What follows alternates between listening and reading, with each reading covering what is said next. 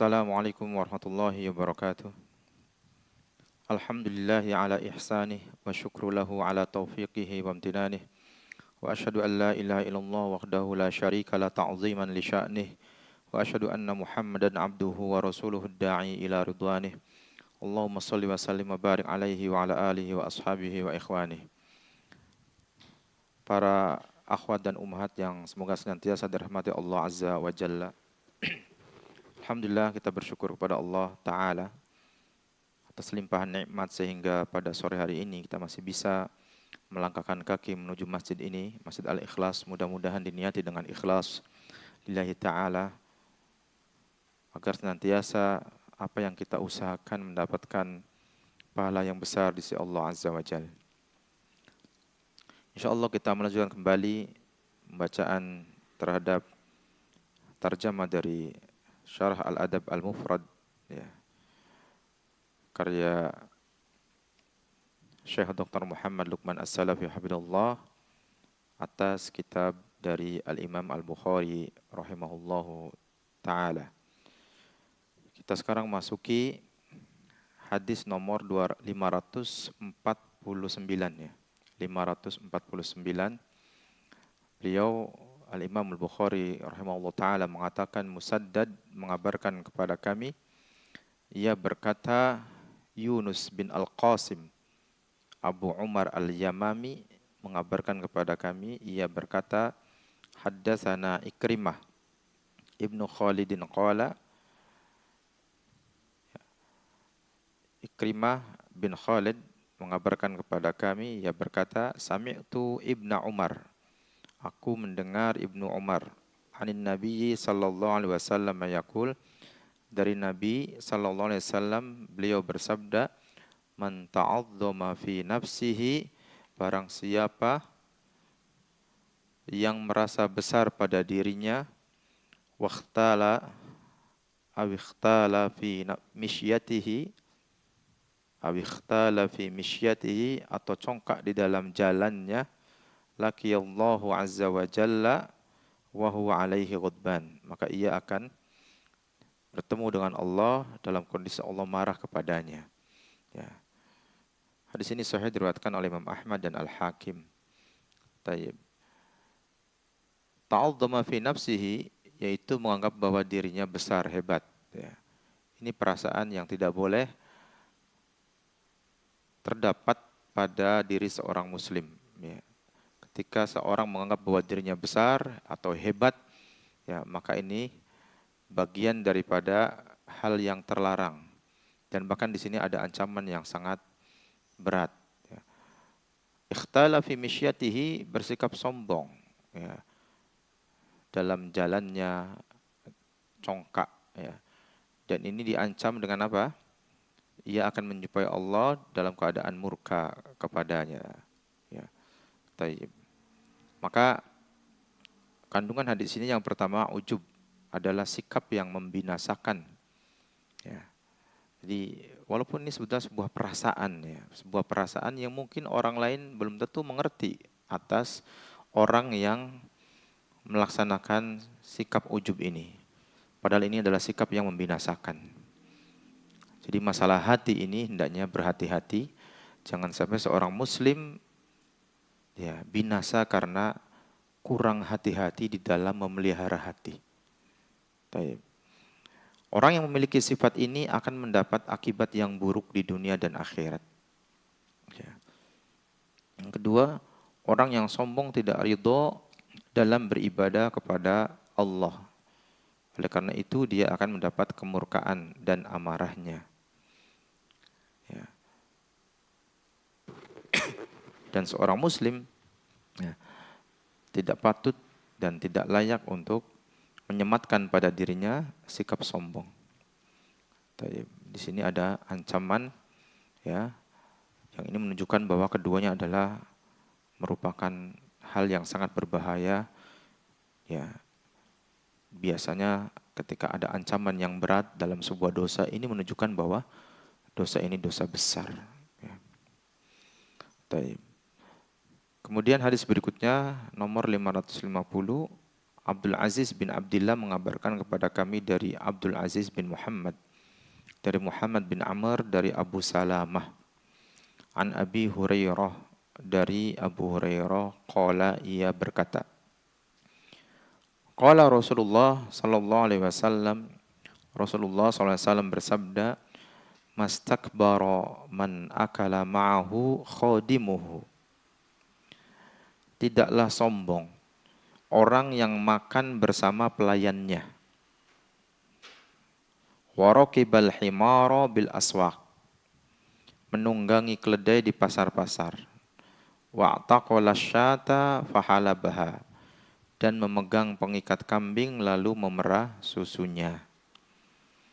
Hadis ini isnadnya hasan. Terdapat dalam silsilah as-sahihah dan diriwayatkan pula oleh Al-Baihaqi dalam Syu'abul Iman. Kandungan hadisnya, mengendarai keledai, memerah susu kambing, dan makan bersama pembantu merupakan tanda kerendahan hati dan jauhnya seseorang dari sikap sombong. Biasanya seorang majikan mungkin akan pekewuh kepadanya pembantunya, sehingga tidak akan berani untuk sekedar mencicipi makanan misalkan, apalagi sampai makan bersama majikannya. Namun jika ada majikan yang mengajak makan pembantunya, ini merupakan sikap yang rendah hati, ya. Dan ini sikap yang bagus, ya. Dan jauhnya seseorang dari sikap sombong. Ya. Jangan sampai ada majikan yang galak sama pembantunya, bahkan pelit gitu kan. Apa yang dimasak pembantunya, ya nggak boleh dimakan sama pembantunya. Ya, jadi mungkin ada majikan seperti ini. Ya, apa yang dimasak oleh pembantunya untuk majikan dan anak istrinya tidak boleh dicicipi oleh pembantunya. Sehingga lauknya pembantu mungkin berbeda, ya, kualitasnya dan kuantitasnya dengan lauk yang disantap oleh majikan beserta anak dan istri atau keluarga besarnya. Ya, ini kan miris, ya. Padahal pembantu yang masakin, yang gorengin ikan, ya sekedar nyicipi saja tidak boleh kan gitu. Seorang muslim hendaknya tidak bersikap demikian, ya. Tidak bersikap demikian. Hendaknya dia berbagi apa yang dia makan dengan pembantunya, ya. Dan kemudian, ya di sini dikatakan tadi, ya kalau sampai mengajak pembantunya itu makan bareng-bareng, ini menunjukkan sikap rendah hati, ya. Taib. Dan jauh dari sikap sombong. Termasuk juga orang yang memerah susu kambing sendiri, ya, dan mengendarai keledai, di situ disebutkan dalam hadis. Kemudian hadis nomor 551. Musa bin Bahr mengabarkan kepada kami, ia berkata, Ali bin Hashim bin Al-Barid mengabarkan kepada kami, ia berkata, haddatsana Salih Bayya'ul Aksiyah. Salih, nama seorang laki-laki penjual pakaian, mengabarkan kepada kami, an jaddatihi, dari neneknya. Qalat, ia berkata, ra'aitu Aliyan radhiyallahu anhu ishtara tamron bidirhamin. Ya. Kata Saleh, aku pernah melihat Ali radhiyallahu anhu membeli kurma 1 dirham, lalu membawanya dalam selimutnya. Fahamalahu fi milhafatihi. Jadi Ali memberi tamr, kurma, ya, sebanyak 1 dirham, kemudian membawanya dalam selimutnya. Faqultu lahu.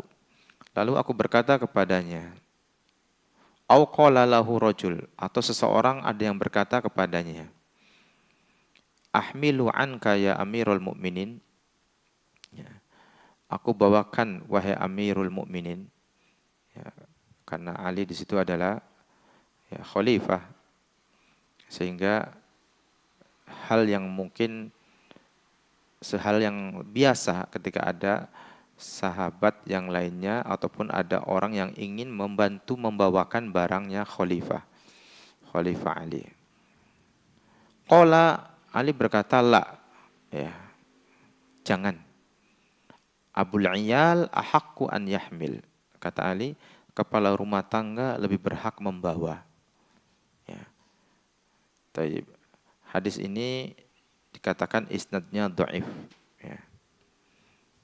Kandungan hadisnya adalah ini menunjukkan penjelasan tentang keutamaan Ali radhiyallahu anhu. Beliau adalah seorang yang tawadu dan lemah lembut, ya.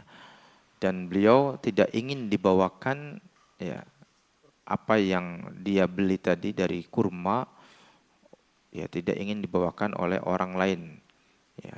Padahal ini hal yang sebetulnya tidak mengapa seseorang membawakan barang yang dibawa oleh seorang amirul mukminin, ya. Hadis 552.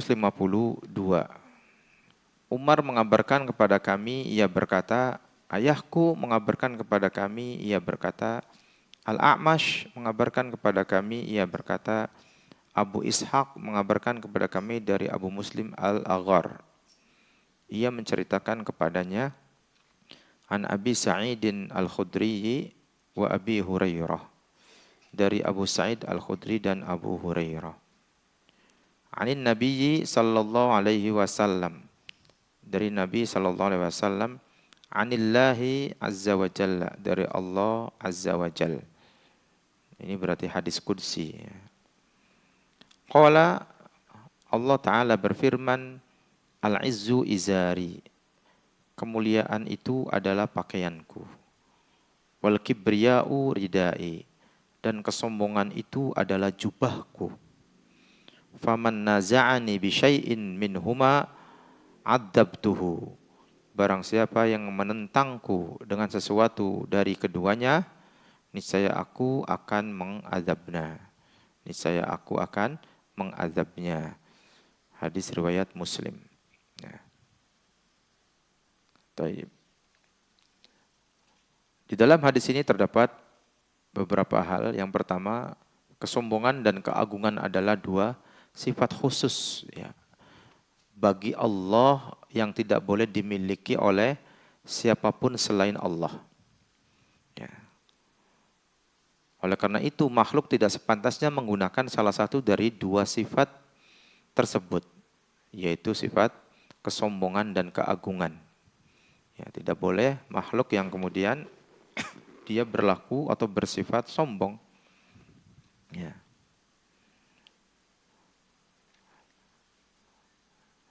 Karena ini adalah sifat khusus bagi Allah Azza wa Jalla, tidak boleh dimiliki oleh selain Allah. Ya, mungkin ada sifat yang dalam namanya itu sama, ya, seperti Allah mendengar. Ya, makhluk juga mendengar. Allah melihat, makhluk melihat, ya. Maka ketika makhluk melihat, ya, ini sikap yang atau sifat yang benar, artinya boleh. Ya, makhluk melihat, mendengar, makhluk berbicara, ya. Tetapi jelas berbicara, mendengar dan melihatnya makhluk jangan pernah disamakan dengan melihat, mendengar dan berbicaranya Allah Azza wa Jalla. Sama dalam penamaan sebuah sifat, ya, tidak melazimkan sama dalam hakikatnya. Ya, apalagi ini adalah laisa kamitslihi syai', ya. Tidak ada yang serupa dengan Allah sedikit pun juga, sesuatu pun. Taib. Maka khusus untuk sifat kesombongan ini dan keagungan ini hanya milik Allah yang tidak boleh dimiliki oleh siapapun selain Allah. Maka seorang manusia tidak boleh dia mempunyai sifat khusus yang dimiliki oleh Allah seperti tadi kesombongan. Ya. Barang siapa yang merampas salah satu dari sifat-sifat Allah, maka Allah akan mencampakkannya ke dalam neraka. Ya, di sini adalah ancaman yang sangat mengerikan. Faman naza'ani bi syai'in minhuma adzabtuhu. Ya, barang siapa yang menentangku, ya, dengan sesuatu darinya, dari kedua hal tersebut, niscaya akan aku azab. Ya, Allah mengancam para pelaku kesombongan, ya, orang-orang yang sombong, ya, orang-orang yang congkak, orang-orang yang menolak kebenaran, orang-orang yang meremehkan manusia. Inilah hakikat kesombongan, ya, seperti yang terdapat pada penjelasan hadis yang sebelumnya, bahwa sombong itu adalah ketika seseorang menolak kebenaran dan meremehkan manusia. Ya, maka seorang muslim hendaknya berhati-hati. Ya. Hadis 553. Ali bin Hajar mengabarkan kepada kami, ia berkata, Ismail mengabarkan kepada kami, ia berkata, Abu Rawahah Yazid bin Ayham mengabarkan kepada kami, Anil Haitham ibni Malik At-Ta'i, qala, dari Al-Haitham bin Malik At-Ta'i, ia berkata, Sami'tu An-Nu'man ibn Bashir yaqulu 'alal mimbar. Aku mendengar An-Nu'man bin Bashir berkata di atas mimbar. Qala, ia berkata, Inna lisyaitani masaliyan wa fukhukhan. Sesungguhnya syaitan itu memiliki perangkap-perangkap dan alat-alat berburu. Wa inna masaliya syaitan wa fukhukhahu al-bataru bi an'umillah. Sesungguhnya perangkap-perangkap dan alat buru syaitan adalah pengingkaran atas nikmat-nikmat Allah. Wal fakhru bi'ata'illah, membanggakan diri dengan pemberian Allah. Wal kibriya'u ala ibadillah, sombong terhadap hamba-hamba Allah. Wattiba'ul hawa fi ghairi datillah, dan mengikuti hawa nafsu pada selain dat Allah. Ya. Disebutkan dalam hadis ini hasan mauquf. Ya. Taib. Masoliyah ini jamak dari kata maslah, yaitu perangkap atau jaring. Ya. Al-fukhukh jamak dari al-fakh, yaitu alat untuk berburu. Jadi syaitan itu semangat di dalam berburu dengan membawa perangkap-perangkapnya. Maka hendaknya seorang muslim berhati-hati. Setan diberikan kesempatan oleh Allah untuk mencari teman yang akan membersamainya di neraka. Maka setan akan mencari sebanyak-banyaknya hamba-hamba Allah supaya tergelincir. Tidak cukup tergelincir kepada kemaksiatan yang biasa.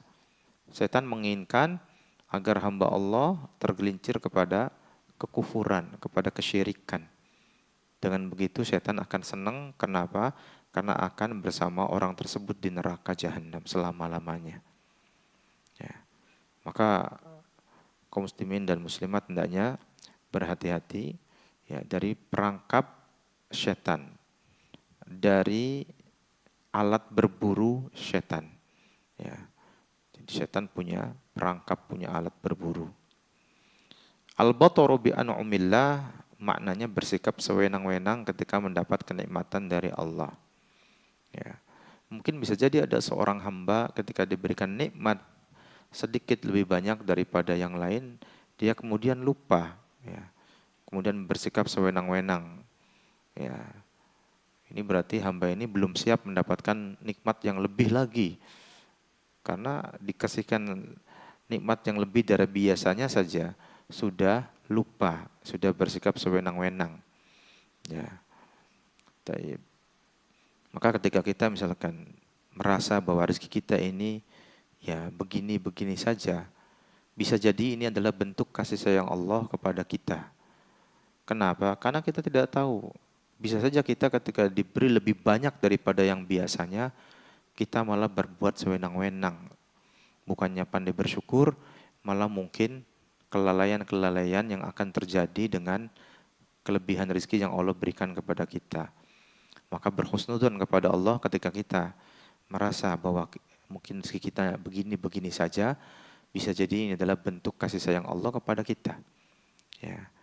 Karena tidak setiap hamba Allah bisa menjaga amanat rezeki dari Allah dengan sebenar-benarnya, dengan sebaik-baiknya. Ya, baru dilebihkan dikit kemudian sudah sombong.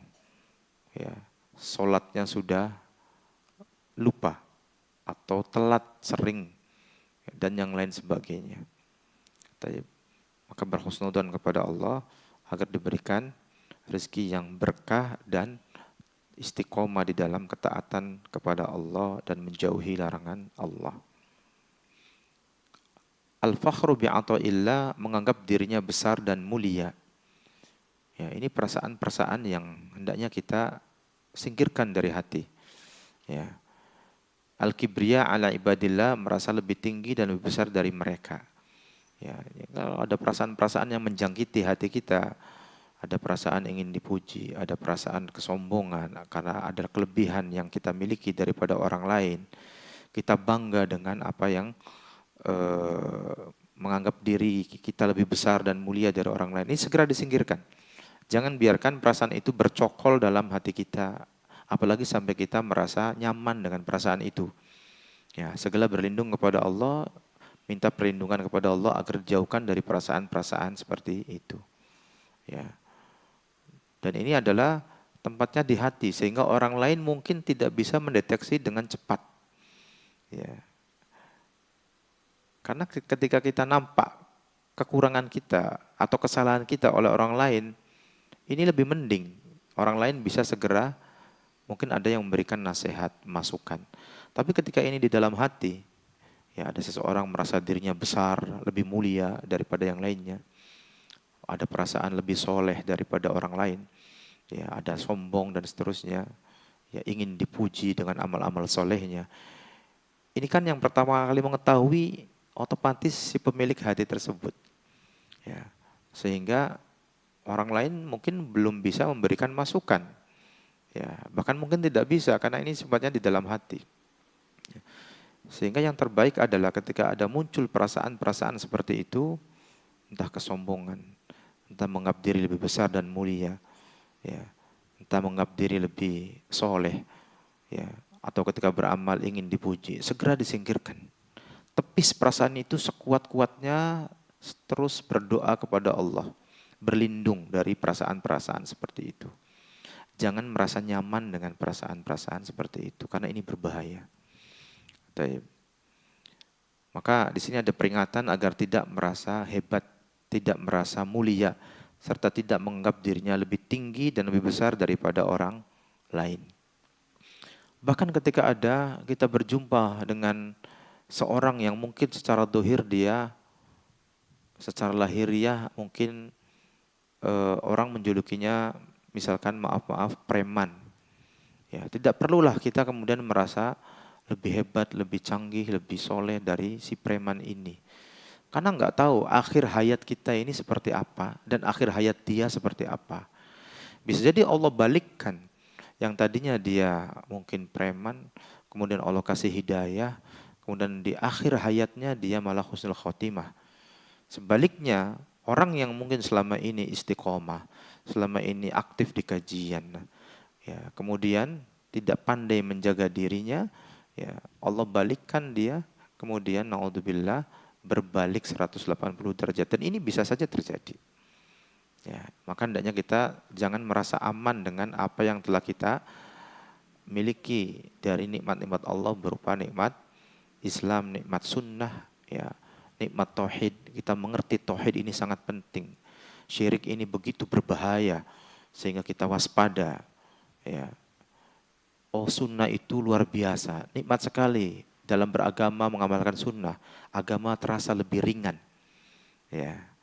Tidak perlu ada pembebanan dalam menjalankan agama dengan beban-beban yang luar biasa sulit, ya. Seperti sebagian orang yang melaksanakan ritual-ritual kebid'ahan. Ya. Karena sesungguhnya agama ini mudah, ya, tidak berat. Maka hendaknya kita senantiasa memohon kepada Allah agar dikuatkan. Ya muqallibal qulub, tsabbit qalbi ala dinik. Ini doa yang sangat sangat baik untuk senantiasa kita meminta agar hati kita ini, ya, dikuatkan di atas sunnah, di atas agama yang diridhoi oleh Allah Azza wa Jalla.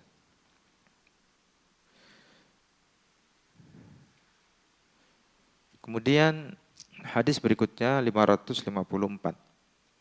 Ali mengabarkan kepada kami, ia berkata, Sufyan mengabarkan kepada kami dari Abu Zinad, dari Al-A'raj, an Abi Hurairah, dari Abu Hurairah, anin Nabi sallallahu alaihi wasallam qala, dari Nabi sallallahu alaihi wasallam beliau bersabda, ihtajjatil jannatu wan naru. Surga dan neraka berbantah-bantah. Wa qala Sufyan aidan ikhtasamatil jannatu wan nar. Sufyan juga mengatakan surga dan neraka saling berdebat. Qalatin naru yalijuni al-jabbarun wa yalijuni al-mutakabbirun. Neraka berkata, yang memasukiku adalah orang-orang kejam dan orang-orang yang sombong. Wa qalatil jannah, sedangkan surga berkata, yalijuni ad-du'afa wa yalijuni al-fuqara. Yang memasukiku, kata surga, adalah orang-orang lemah, dan yang memasukiku adalah orang-orang miskin. Qala Allah tabaraka wa ta'ala lil jannah. Kemudian Allah Azza wa Jalla berfirman kepada surga, Anti rahmati arhamu biki man asya. Engkau adalah rahmatku. Aku merahmati denganmu siapa saja yang aku kehendaki. Tsumma qala linnar. Kemudian Allah Azza wa Jalla berfirman kepada neraka, Anti adzabi u'adzibu biki man asya. Engkau adalah azabku. Aku mengadab denganmu siapa saja yang aku kehendaki. Walikulli wahidatin minkuma mil'uha. Dan masing-masing dari kalian memiliki penghuni yang akan mengisinya. Ya, yang mengisi masing-masing surga dan neraka. Hadis ini diriwayatkan oleh Imam Al-Bukhari dan juga oleh Imam Muslim. Tayyib. Para umat dan akhwat yang semoga senantiasa dirahmati Allah Azza wa Jalla, dan juga kaum muslimin yang semoga dijaga oleh Allah, ada beberapa kandungan dari hadis yang agung ini. Yang pertama, ini dalil ya, bahwa surga dan neraka adalah makhluk yang tidak akan habis dan tidak akan binasa. Ya, ketika makhluk-makhluk lain habis dan binasa, maka surga dan neraka makhluk Allah ini tidak akan habis dan tidak akan binasa. Ada untuk melaksanakan tugasnya masing-masing.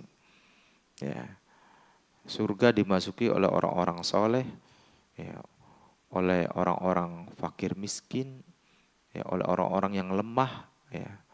Sedangkan neraka dimasuki oleh orang-orang yang sombong, oleh orang-orang yang zalim, ya, oleh orang-orang yang kejam, ya. Sehingga dua tempat itu akan ada, ya. Akan ada. Sampai kapan? Tidak ada yang tahu kecuali Allah Azza wa Jalla. Ya. Tayyib. Dan ini merupakan hal yang harus kita berhati-hati dengannya. Ya. Karena ternyata ya, mayoritas penduduk surga adalah orang-orang miskin. Ya. Sehingga bisa jadi negara kita ini ya masih dijaga oleh Allah dengan doa-doa mereka. Doa-doa orang miskin yang mereka itu dekat ya, dengan Allah, doanya mustajab. Ya, kaum-kaum yang terdolimi, orang-orang miskin, orang-orang lemah, ya, mereka tidak memiliki banyak harta sehingga hisabnya ringan, ya, ya. Maka menghargai mereka, membantu mereka, ini sebuah akhlak karimah, ya. Walaupun kecenderungan manusia biasanya lebih senang membantu sesama partner bisnisnya, sesama orang kaya, ya, karena ada maslahat duniawi di situ, ya. Terkadang ada bawahan yang ngasih hadiah kepada bosnya, ya. Jatuhnya nanti riswah, nyogok ya, agar naik pangkat dan jabatan. Kenapa tidak memberikan hadiah atau sodako ke fakir miskin saja? Mereka adalah lebih membutuhkan. Taib. Kemudian sombong adalah jalan menuju neraka. Sombong adalah jalan menuju neraka. Sedangkan tawadhu kepada Allah adalah penyebab mendapatkan rahmat Allah dan sebab untuk bisa masuk surga. Ya. Di antara sahabat ada juga orang-orang yang kaya, namun mereka ya bisa menjaga sifat dan sikapnya dan memanage kekayaannya untuk akhirat. Ya. Jadi kekayaan itu tidak sampai masuk ke dalam hatinya, ya cuman sampai di tangannya.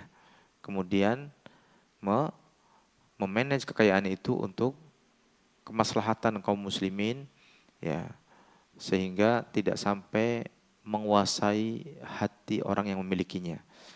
Ya. Karena kalau sudah kekayaan masuk ke dalam hati, ya menjadi repot. Hati dikuasai oleh hartanya. Ya. Udah jangan sampai masuk ke dalam hati. Cukup di tangan saja kemudian ditasarrufkan, ya. Kemudian dibelanjakan untuk hal-hal kemaslahatan bagi umat. Ya. Dan inilah kebaikan orang-orang yang memiliki harta lebih. Dia bisa membantu sesama. Bahkan dia bisa haji dan umroh. Dia bisa mendirikan lembaga-lembaga pendidikan Islam di atas manhaj yang benar. Ya. Dia bisa mencetak buku. Ya. Kemudian dia bagikan secara gratis agar buku itu menjadi ilmu yang bermanfaat. Sehingga dia pun akan mendapatkan pahalanya. Dia bisa menolong ya para penghafal Al-Quran. Ya.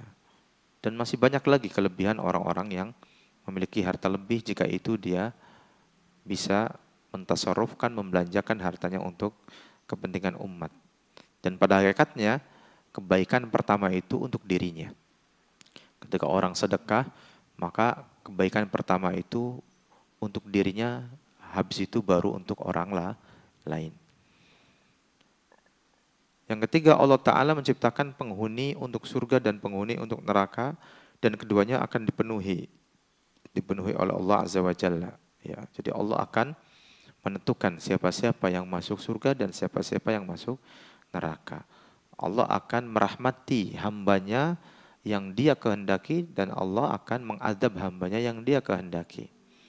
Ya, maka hendaknya seorang muslim ya sering-sering meminta agar diberikan rahmat oleh Allah Azza wa Jalla di dunia dan di akhirat. Ya.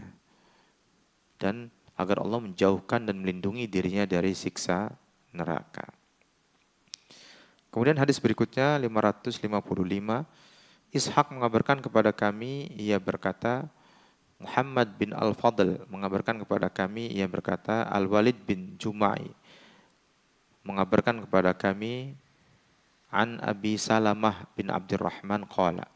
Dari Abu Salamah bin Abdurrahman ia berkata, lam yakun ashabu Rasulillah sallallahu alaihi wasallam mutahazziqin. Para sahabat Rasulullah SAW bukanlah orang-orang mutahazzik, yaitu berkumpul-kumpul tanpa tujuan. Bahasa kitanya sekarang kongkow-kongkow, mungkin seperti itu ya. La mutamawitin, dan bukan pula mutamawit, yaitu menampakkan diri seperti orang yang lemah karena banyak beribadah. Wa kanu yatanashaduna asy-syi'ra fi majalisihim. Melainkan mereka adalah orang-orang yang melantunkan syair di majelis mereka. Wa yadhkuruna amra jahiliyatihim. Dan mereka menyebut-nyebut masalah di masa jahiliyah mereka. Fa idza urida ahadun minhum ala syai'in min amrillah, jika salah seorang dari mereka dikaitkan dengan sesuatu dari urusan Allah, darat hamaliku ainaihi ka'annahu majnun, maka berputarlah bola matanya seolah dia gila. Ya. Ini hadis isnadnya hasan. Ya. Ada beberapa penjelasan kata dari hadis tersebut. Mutahazzikin itu kumpul-kumpul tanpa guna. Ya. Kongko-kongko. Ya. Mutamawitin dikatakan tamawatar rojul, artinya jika dia menampakkan tanda lemah pada dirinya karena dahsyatnya di dalam beribadah sehingga dia merasa lemah. Zuhud dan puasa, ya. karena zuhud atau karena puasa sehingga dia menampakkan ya bahwa dirinya adalah lemah. Tidak seperti itu para sahabat. Hamaliku ainaihi bentuk jama dari himlakul ain, yaitu bagian dalam kelopak mata yang menjadi hitam karena diberi celak. Ini adalah bentuk kiasan untuk menunjukkan mata yang dibuka dan melihat dengan pandangan yang tajam. Adapun kandungan hadis ini, keutamaan sahabat secara keseluruhan yang mendapat didikan langsung dari Al-Mustafa, dari Nabi kita Muhammad SAW. Dan penjelasan tentang sifat-sifat mereka yang terpuji dan akhlak mereka yang mulia. Ya, artinya mereka adalah kaum yang memang ya tidak suka untuk dipuji-puji dengan menampakkan mereka seakan-akan lemah karena capek habis banyak ibadah dan seterusnya. Ya, menunjukkan kezuhudan, banyaknya puasa sehingga terasa dari mungkin madharnya lelah. Ya, tidak seperti itu. Dan mereka bukan kaum yang suka berkumpul-kumpul tanpa tujuan. Ya, mereka itu biasanya apa? Ketika ada Rasul datang, ya ada majelis di situ, kemudian ya bisa bertanya dalam sebuah permasalahan yang mereka belum tahu jawabannya, tanya kepada Rasulullah. Atau kemudian mereka mendengarkan majelisnya Rasulullah. Itu salah satu keutamaan yang besar yang dimiliki oleh para sahabat yang tidak dimiliki oleh selain sahabat, tidak dimiliki oleh kita. Ya, jadi di zaman mereka itu jika ada masalah langsung datang ke Rasulullah. Ya. Kemudian jika Rasulullah sudah ada jawabannya langsung difatwakan, langsung dijelaskan. Ya. Kalau belum ada, Nabi menunggu wahyu. Ya. Dan ini tidak kita miliki. Ya. Makanya sahabat adalah kaum yang istimewa. Orang-orang pilihan. Hati-hati yang bersih setelah hatinya para nabi dan rasul. Itu hati-hatinya para sahabat. Sehingga Allah memilih mereka sebagai kaum yang menemani Rasulullah SAW. Jadi mereka adalah bukan orang sembarangan. Yang dipilih oleh Allah. Kenapa Allah tidak memilih kita menjadi sahabat Nabi? Ya kan? Kenapa Allah tidak memilih kita saja dari sahabat Nabi? Kenapa memilih Abu Bakar, Umar, Utsman, Ali dan yang lainnya? Ya. Taib. Ini adalah pilihan yang luar biasa. Ini adalah pilihan Allah Azza wa Jalla. Ya, maka mengikuti kaum yang dipilih oleh Allah di dalam beribadah, di dalam kita beragama, ini sebuah kepastian dan kewajiban. Kalau kita ingin selamat di dunia dan di akhirat. Karena tidak ada yang lebih mengerti, tidak ada yang lebih baik dalam praktek ibadah, dalam praktek akidah sebagai keyakinan, bagaimana mereka meyakini akidah, ya, tidak ada yang melebihi kebagusan ilmu yang dimiliki oleh para sahabat. Ya. Cukuplah sahabat adalah sebagai uswah dan teladan kaum muslimin karena mereka adalah orang-orang yang menemani Rasul pilihan Nabi kita Muhammad SAW. Ya. Mereka adalah kaum yang mulia, kaum yang terpuji akhlaknya karena memang belajar langsung dari Rasulullah SAW.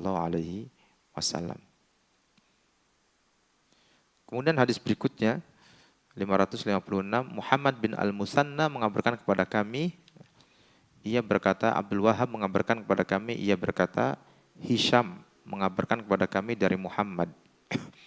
An Abi Hurairah, dari Abu Hurairah. Anna rajulan atan Nabiyya sallallahu alaihi wasallam wa kana jamilan. Ya. Jadi ada seorang laki-laki mendatangi Nabi Muhammad sallallahu alaihi wasallam. Ya. Dia adalah seorang yang tampan. Faqala hubbiba ilayya al-jamal. Orang itu berkata, aku menyukai keindahan. Wa u'titu mataro. Dan aku diberi seperti apa yang kau lihat. Yaitu diberi ketampanan. Hatta ma uhibbu an yafuqani ahadun. Hingga aku tidak ingin ada orang lain yang mengungguliku. Imma qala bisyiraki na'lin. ia mengatakan dengan tali terompah, wa imma qala bisyis'in ahmar, atau ia mengatakan dengan jepitan terompah merah. Al-kibru daka, apakah itu termasuk kesombongan? Qala, maka beliau SAW menjawab, la, tidak, kata Nabi. Walakinnal kibra man bataral haqqa wa ghumiton nasa. Ya, tetapi kesombongan itu adalah orang yang mengingkari kebenaran, menolak kebenaran, dan merendahkan manusia. Ya, hadis sahih diriwayatkan oleh Imam Abu Dawud, Ibnu Hibban, dan juga Al-Hakim. Ya. Ada beberapa kandungan dalam hadis ini. Yang pertama, berhias dan memperbagus penampilan termasuk sesuatu yang diperintahkan oleh syariat. Sama sekali tidak ada hubungannya dengan kesombongan. Ya. Maka ketika kita mau menemui tamu, usahakan kita ini jangan berpakaian asal-asalan. Ya, hormati tamu kita. Tamunya datang dengan pakaian yang bagus, kitanya datang cuman pakai kaos oblong. Habis nyangkul di belakang, berisi kebun. Ya, masih keringetan pula. Hendaknya kita memperbagus penampilan. Apalagi jika tamu ini adalah seorang ahlul ilmi misalkan. Ya, kita menghormatinya. Ya, seorang syekh. Ya, dan secara umum memperbagus penampilan ini termasuk sesuatu yang diperintahkan oleh syariat. Tidak ada kaitannya sama sekali dengan kesombongan. Silakan seseorang muslim memiliki sandal yang bagus. Ya. Bagus itu tidak harus mahal, ya kan? Silakan memakai pakaian yang indah, ya, yang dia tetap menutup aurat dengan sempurna. Ya. Yang dimaksud dengan sombong menurut syariat adalah tidak mau tunduk kepada kebenaran dan merendahkan orang lain. Inilah kesombongan yang sebenarnya. Ya. Semoga kaum muslimin dijauhkan dari sikap ini. Ya. Karena ada sebagian mereka ini yang ya, dengan congkaknya menolak ya, kebenaran yang didakwahkan oleh para dai. Ya. Taib.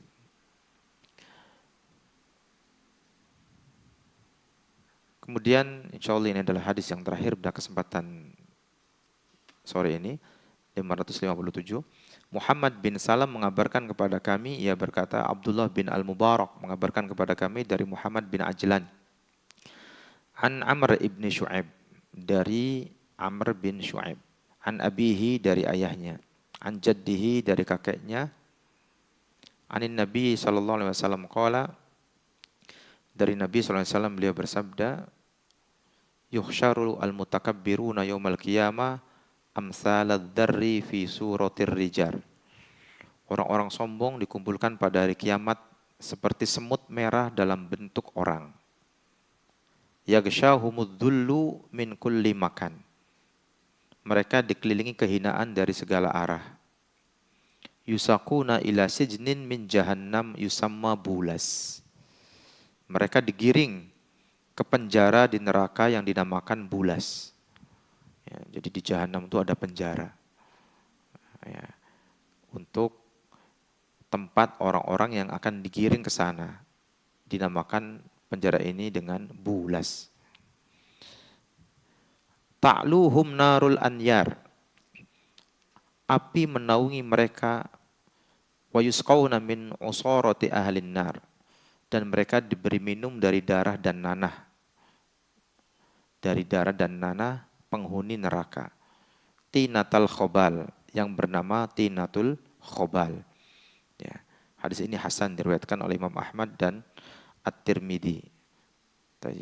Ini hal-hal yang mengerikan dari apa-apa yang ada di neraka. Ya. Ad-dharru, ini semut merah kecil. Bentuk tunggalnya adalah dzarrah. Ya, jadi ini semut merah yang kecil. Famay ya'mal mithqala dzarratin khairan yarah wa may ya'mal mithqala dzarratin syarran yarah. Jadi dzarrah di situ maknanya sebetulnya semut merah kecil. Ya. Namun sering juga dimaknai sebagai atom atau apa yang kecil ya. Tayyib. Padahal di sini disebutkan adzar itu semut merah kecil. Bentuk tunggalnya adalah dzarrah. Ya. Tayyib. Bulas berasal dari kata iblas, yaitu putus asa. Karena orang yang memasuki penjara ini, yaitu bulas, pasti tidak mempunyai harapan untuk bisa keluar. Kalau penjara di dunia mungkin masih bisa, orang ada peluang untuk keluar dengan cara menyogok sipirnya, ya kan? Atau dengan dia mungkin punya kekuatan tipu daya sehingga bisa mengakali penjaganya, sipirnya. Tapi di jahanam sana, ya, penjara bulas ini betul-betul ketat. Artinya tidak ada peluang sedikit pun bagi orang yang masuk ke sana. Naudzubillah. Sehingga orang ini adalah putus harapan. Ya. Dia nggak bisa keluar sama sekali. Orang ini putus asa, ya, tidak ada peluang sedikit pun untuk kabur. Ya. Narul anyar yaitu narun niron jamaknya ya. Narun niron. Itu bentuk idhofah ini sebagai mubalaghah ya. Narul anyar mubalaghah. Artinya apa? Untuk menunjukkan apa? Betapa dahsyatnya ya api yang ada di sana. Ya. Kemudian usaratu ahlin nar yaitu nanah dan darah yang mengalir dari mereka penghuni neraka. Ini adalah minuman penduduk neraka. Nauzubillah min dzalik. Nanah dan darah yang sangat menyiksa penduduk neraka. Membawi saja menyiksa, apalagi meminumnya. Namun mereka harus meminum itu, karena nggak ada minuman yang lain. Ya, mereka betul-betul kehausan. Nauzubillah min dzalik. Baik.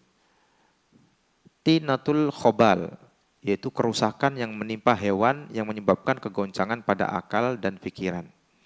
Ya. Tayyib. Tinatul khobal. Di dalam hadis ini terdapat penjelasan tentang akibat buruk bagi orang-orang sombong yang merasa lebih tinggi dari orang lain. Bahwa di dunia ini akan mendapat murka dari Allah dan di akhirat kelak akan merasakan siksaan yang sangat menyakitkan. Ya. Tayyib. Maka kaum muslimin dan muslimat ya, dimanapun ya kita berada, hendaknya senantiasa berhati-hati di dalam menjaga perasaan, menjaga hati kita agar dijauhkan dari perasaan sombong, congkak, ya, agar dijauhkan dari menolak kebenaran dan meremehkan manusia, karena itulah hakikat kesombongan. Ya, batarul haqqi wa ghamtun nas, ya, menolak kebenaran, baru mendengar dalil langsung ditolak. Ya, kan ada ya jenis orang-orang seperti ini. Ketika ada seorang dai menyampaikan baru muqaddimah, ketika mengatakan fa inna asdaqal hadits kitabullah wa khairul hadi hadi Muhammad wa syarrul umur muhdatsatuha fa inna kulla muhdatsatin bid'ah, langsung pergi. Begitu mendengar ungkapan bid'ah langsung pergi. Langsung alergi ya. Ini ada orang-orang seperti ini. Padahal itu kan sebuah istilah yang ada di dalam agama, istilah bid'ah itu. Kenapa harus kita a priori dengan istilah yang benar itu kan gitu. Kan adalah istilah asyir, kesyirikan, ada tauhid, ada as-sunnah, ada al-bid'ah. Ya, banyak istilah-istilah yang di dalam agama kita ini. Ya. Ada sebagian kaum yang mereka ini begitu mendengar kalimat bid'ah langsung pergi misalkan, ya, tidak mau mendengarkan itu lagi, ya. Dan juga pernah saya itu diberi masukan, Ustadz kalau khutbah Jumat jangan bahas tauhid syirik terus, jangan bahas sunnah bid'ah terus. Loh kenapa? Ada sebagian jamaah yang tidak suka. Saya bilang, bukankah ini sebuah dakwah yang agung kan gitu. Ya. Padahal itu masjid ya mayoritas ahlus sunnah. Tapi kenapa kok kita malah mengendorkan ya semangat kita. Ya. Tapi memang mereka yang mendakwakan tauhid dan sunnah, ya memang resikonya cukup tinggi. Ya, ya contohnya Nabi kita Muhammad SAW. Ya, yukhrijuhu qaumuhu kan, diusir oleh ya, kaumnya. Nabi kita diusir sehingga beliau harus pindah, harus hijrah ke Madinah. Maka siapapun yang mendakwakan kepada tauhid, menjelaskan ini tauhid, ini syirik, tauhid wajib diikuti, syirik harus dijauhi sejauh-jauhnya. Ini sunnah, dilaksanakan, ini bid'ah ditinggalkan sejauh-jauhnya. Maka orang yang mendakwakan seperti itu siap-siap harus sabar. Ya, karena ini adalah dakwahnya para nabi dan rasul. Kalau Nabi kita Muhammad SAW saja yang berdakwah dengan penuh kelembutan, dengan sikap yang luar biasa, akhlak beliau Al-Quran, itu saja Nabi masih diusir, ya, diancam, bahkan nyawa taruhannya, ya, maka kita layak untuk diancam ketika mendakwakan tauhid, ya, karena akhlak kita tidak sehebat, tidak semulia akhlak Nabi. Intinya apa? Perlu kesabaran, ya. Dan memang harus siap-siap, ya, untuk apa? Menerima berbagai macam risiko ketika kita mendakwakan kepada tauhid dan sunnah, ya, dan menjauhkan umat dari syirik dan bid'ah. Karena ini adalah betul-betul tantangannya berat. Ya, namun di balik itu juga sesuai dengan risikonya, pahalanya juga insya Allah besar. Tinggal bagaimana kita bersabar dan meminta pertolongan kepada Allah. Insya Allah Allah akan menolong. Insya Allah Allah akan menolong. Taib, ini dulu yang kita sampaikan.